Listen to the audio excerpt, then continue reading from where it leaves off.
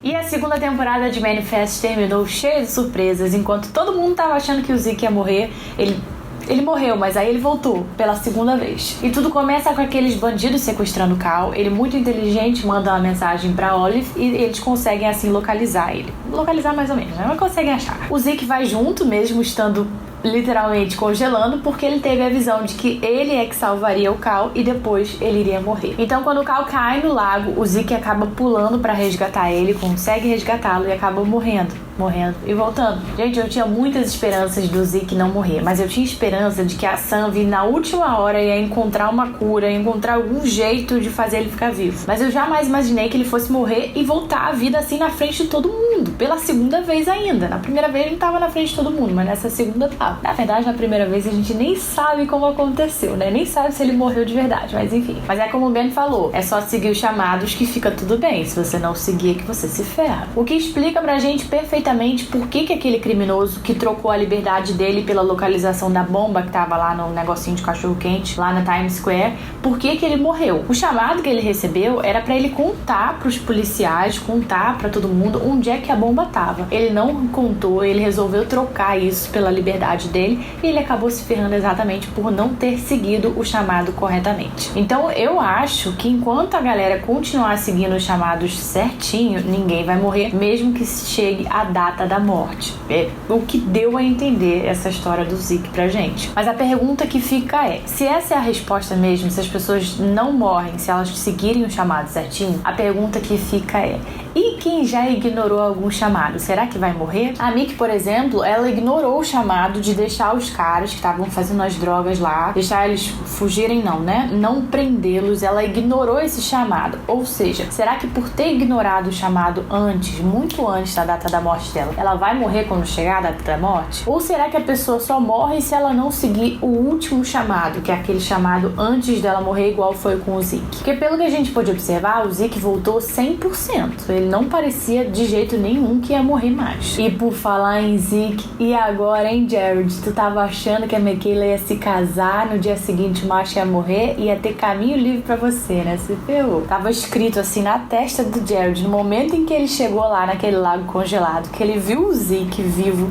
tava escrito assim, ué, mas tu não ia morrer hoje? E em relação à vida amorosa da Mickey, eu acho sim que ela vai permanecer com o Zeke. Inclusive, eu gosto muito deles, tipo muito o casal. E sim, eu realmente acho que ela ainda tem sentimentos pelo Jared, isso é muito evidente, mas eu acho que agora ela casada com o Zeke, agora que ela sabe que ele vai poder ficar ali, pelo menos a gente acha que ele não vai morrer mais, eu acho que ela vai permanecer com ele, até porque ela é apaixonada por ele. E em relação ao Jared, eu tenho muito a impressão de que a Lourdes vai voltar. Não exatamente voltar pro relacionamento deles dois, mas voltar para a série. E eu acho sim que existe a possibilidade do Jared querer reatar o casamento com ela, porque ele tá vendo que a Mickey tá casada agora, ele tá vendo que ela é apaixonada pelo Zeke, então eu não duvido que ele queira voltar com a Lourdes, eu só não sei se a Lourdes vai querer voltar com ele. Porque, né, gente, vai ficar parecendo muito que a Lourdes é a segunda opção dele. A Mickey desapareceu, vou casar com a Lourdes. A Mickey casou com outro, vou voltar com a Lourdes. Porra, sacanagem, né? Até eu tô com pena da menina. Mas mudando de assunto, gente, a Sanvi matou a Major. Quando é que vocês vão imaginar um negócio desse? Lógico que não foi proposital, mas a Major morrer e ainda ser a Sanvi a matar ela, né, não era uma coisa que eu imaginava de jeito nenhum pra esse final de temporada. Pra mim, a Major ainda ia continuar na próxima temporada. Eu acho que agora, em relação a ela, o que vai acontecer é simplesmente que vai entrar outra pessoa no lugar dela. A gente não sabe se a pessoa é pior ou se a pessoa é legal. Provavelmente não é legal, né? Mas o bom é que não vai ser difícil eles descobrirem quem entrou pro lugar dela. Agora vamos pro assunto principal, que é esse grande mistério que o final da temporada deixou, que é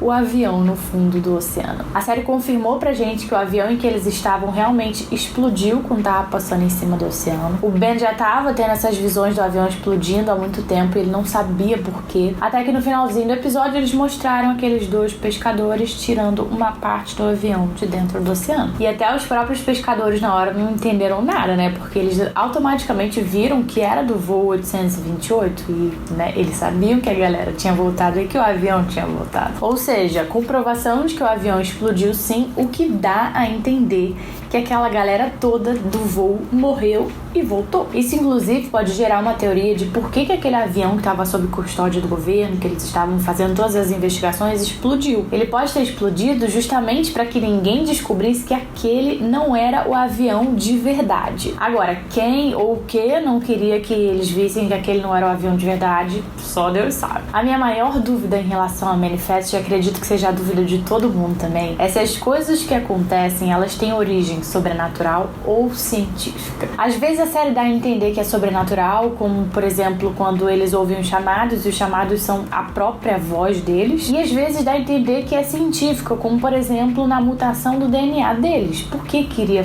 causar uma mutação no DNA deles? E hoje eu estou acreditando mais pro lado científico, principalmente agora que eles encontraram um avião no fundo do oceano. Toda vez que eu penso nisso, me vem muito na cabeça a ideia de universos paralelos. Eu ainda não consegui criar nenhuma teoria consistente em relação a isso, mas eu penso que por eles ouvirem as próprias vozes, eles podem estar ouvindo eles mesmos de outro universo. Eu não sei explicar exatamente, mas a minha teoria tá começando a tomar forma assim. Por que os corpos e os veículos em que as pessoas estão somem quando passa muito tempo e a pessoa é dada como morta? Pra mim pode ser porque de alguma forma aquela pessoa e o veículo em que ela está, se ela estiver em algum veículo, foi parar em algum outro universo paralelo de alguma forma, e pode ser que nesse outro universo o tempo passe de uma forma diferente, por exemplo, e é por isso que eles não envelhecem quando eles voltam. Eles não envelheceram. Como eu disse, ainda tô começando a formular minha teoria. Não é fácil, porque o enigma dessa série é muito complicado e eu mal posso esperar pra resolver. Até lá, me conta aqui embaixo qual é a sua teoria, se você tiver alguma. A terceira temporada, infelizmente, só deve estrear em 2021 por causa do coronavírus, né? Mas até o momento, ela ainda não foi confirmada até o dia que eu gravei esse vídeo. Pelo amor de Deus, não façam isso. Confirmem logo essa série,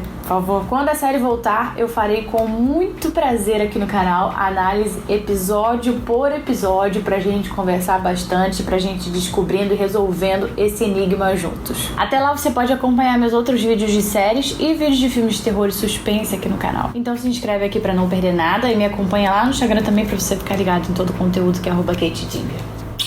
Beijinhos e até a próxima.